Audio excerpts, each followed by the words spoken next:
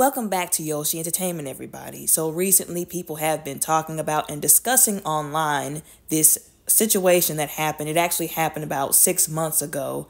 This man from Oregon was accused of spiking the smoothies of his daughter and his daughter's friends with sedatives while they were at his house during a sleepover. Now, a lot of people on Twitter have been saying things that people have been saying all this time. My mother did not let me do stuff like sleepovers. She said, I'm not letting you go to somebody else's house. And if I have to take care of somebody else's child, they're going to get prayed for. They're going to have blessed oil being slathered over them. So if the parents are not okay with that, then keep your children. Because she didn't play those kind of games. She let me know right off the rip, you will not be staying with anybody that is not me or your father, because people out here are wicked. And that was years ago. So imagine how much more wicked it is now. I don't care how good and trustworthy some people will try to make themselves seem. There are people out here, you do not know their deepest and darkest thoughts. You cannot trust everybody with your child. That even goes for the women too. People have been discussing this on Twitter, talking about how they also grew up where their parents did not allow them to go and stay at somebody else's house.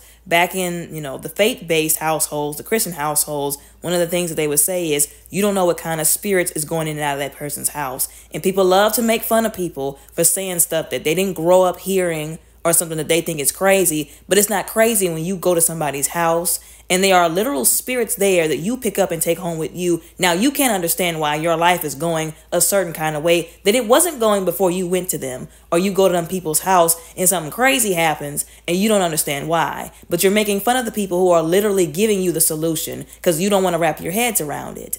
It was nice to see that people still felt that way in this time where they didn't let their children go and have these sleepovers with other people. You might trust the mother of that particular daughter, whoever it is, but you don't know that woman's husband. You don't know how their children are going to react. You don't know anything about their sons. And once again, even some of the women out here are not trustworthy. They could be out here doing stuff to these kids and nobody will know about it until after it's done. And that's if these children talk about it, which some of these kids, they don't even talk about the stuff that they went through. And it's sad that there were people really trying to drag people for saying that they would not allow their children to go have sleepovers at some other person's house.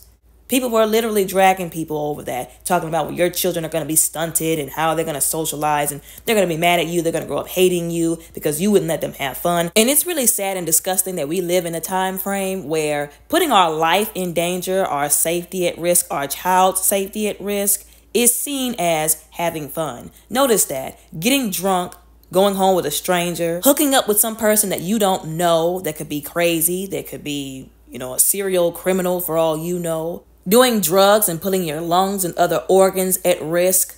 Notice how society has tried to make that seem like fun, and then when you try to discourage people from doing those things, you become the killjoy. And then when people see an adult, a parent, a mother, or a father telling their child, I'm not sending you to somebody's house where if something happens to you, I can't get to you to try and protect you, to keep them from being traumatized, now they're looked at as a helicopter parent. Or, oh, y'all are doing too much. Oh, y'all children, like I said, are not going to like y'all because y'all won't let them live. All because they're trying to protect their child, because they're trying to look out for their child. They can see things that other people can't see. They're using wisdom in a situation where if they didn't, their child would be screwed. Y'all understand that if you let your child go somewhere and you didn't even use any kind of wisdom before you made that decision concerning their safety, not only is the person who hurts them held very much accountable for hurting them, but you have some accountability in that for allowing them to go there. And that is something that a lot of people refuse to accept. When you are a parent, you have a very heavy responsibility to do the right thing, to make the right decisions. You have a responsibility to be their parent, to be their guidance. That's what God put you there for.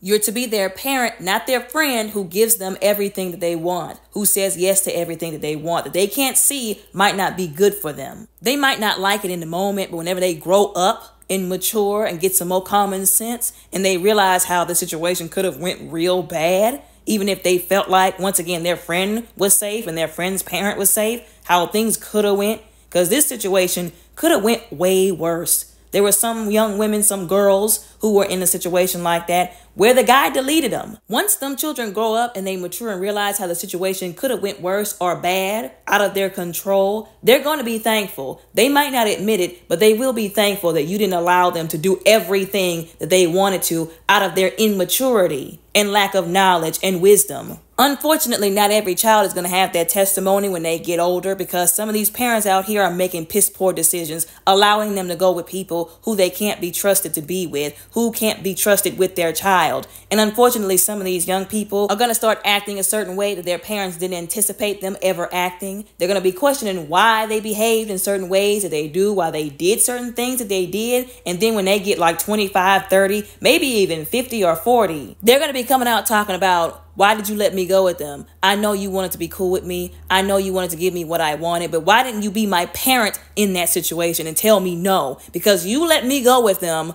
Little Sally's brother touched me. Little Sally's father touched me. And that wouldn't have happened if you would have been a parent again and told me no and told me to sit down somewhere in my own house, sleep over in my own bed, in my own house where there was safety. And it really is heartbreaking when there are people here, like these people on Twitter, people can say, oh, they need to mind their own business. No, we don't. Because in a community, this is what you do. You try to wake people up from the goofy stuff that they're doing, because what you don't want is a generation of broken individuals who are saying, why didn't anybody stop us? Why didn't anybody look out for us, protect us, tell us to do the right thing, and just let us hit the wall, let us do whatever we wanted, and then we got screwed over? Contrary to popular belief, we can't do everything that we want, because what we want might not be good for us. Not everything that we want, that we think we should have, or that we really think we want, we actually want. It might actually ruin us for all we know, because we can't see into the future. And even despite that, you know what would help these children? Having wise parents who make wise decisions on their behalf until they become adults who are ready and able to make their own wise decisions,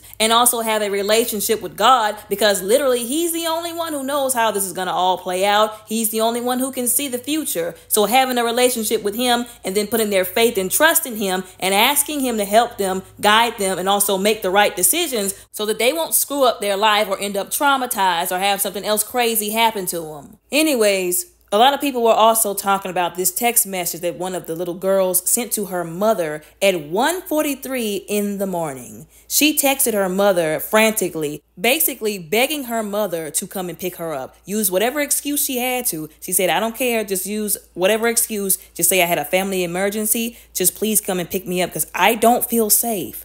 She even said I might not respond after this text message, and then begged her, please come pick me up, because she knew something was off after he had laced these smoothies allegedly. She knew something was off. She knew something was going wrong. She didn't know what, but she knew something was off. She did the last thing that she could to try and save herself, and really low-key those other young girls as well, because if her daughter was going through it, then I'm sure the woman could assume that the other girls were unsafe and in danger's way as well. I also think this is a very crucial moment to open up that topic of discussion with your kids. Even if they're very, very young, y'all need to talk about this with your kids. If they end up in a situation that's bad like this, what they can do. You know, give them solutions, something to do, quick thinking. Be like, if you're in this situation, then do this. Hurry up, grab a phone, hide a phone, send a SOS. There was one woman who basically said that she taught her daughter a phrase to text her if she was ever in danger. It was a normal phrase. It looked normal to the average person, but really it was her way, her coded way, so to speak, of saying, help me, I'm in danger. That's something that y'all need to discuss with y'all's kids, because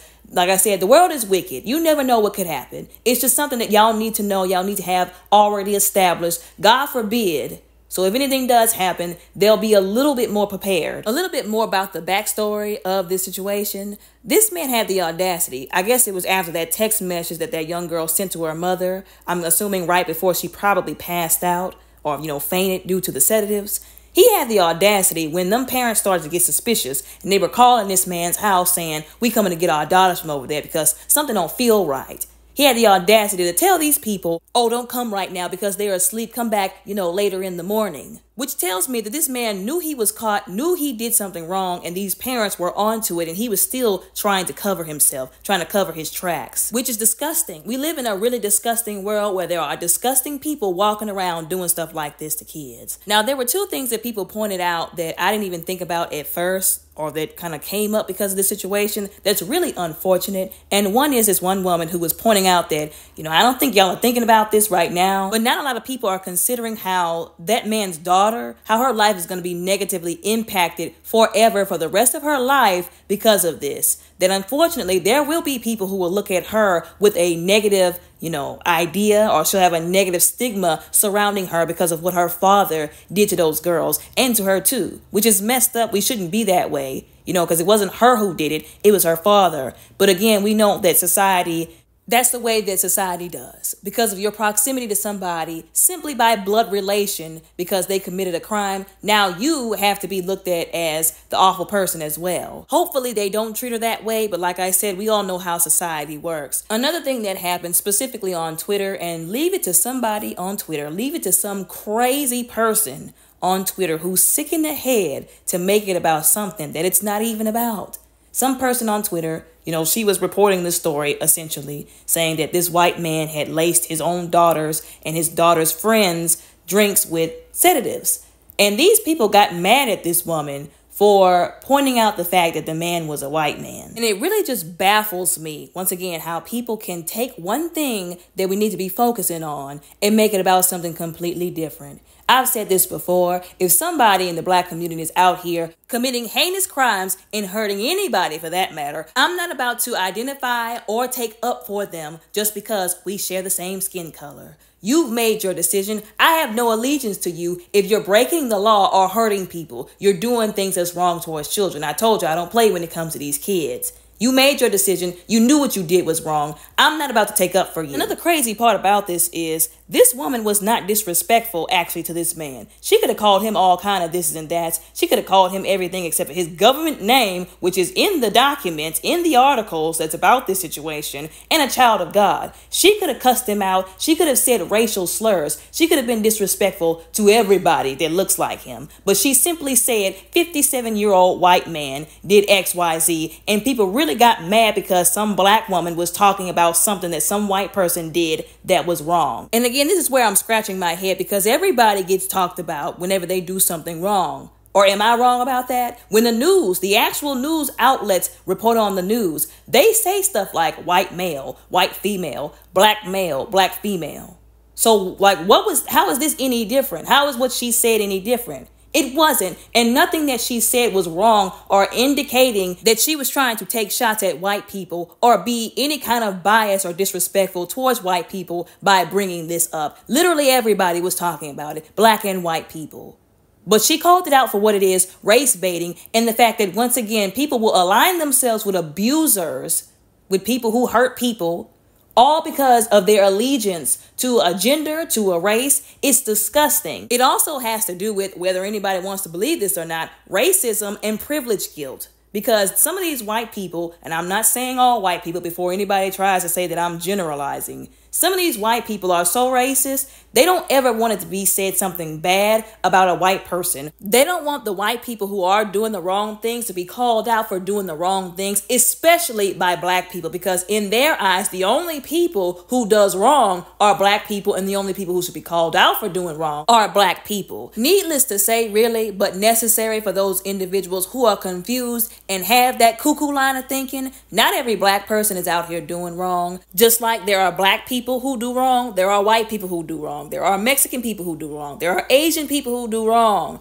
People of all race, color, ethnicity, background have the capacity to do wrong. Once again, this shows you how far some people will go, how they will excuse somebody's actions or not even call them out and focus on the actual problem due to their race allegiance or their gender allegiance. And also, like I said, because of their privilege guilt, they get so used to their privilege being at work, not having to be, once again, called out so much because they're white, that when they finally do, it triggers them and they really don't know how to handle it. The only thing that should have been said under these posts, calling that man out for what he did, were more comments calling him out for what he did, talking about how this has happened before, talking about how this is why people don't let their children go with anybody and do these little raggedy behind sleepovers, because this is the kind of stuff that can happen.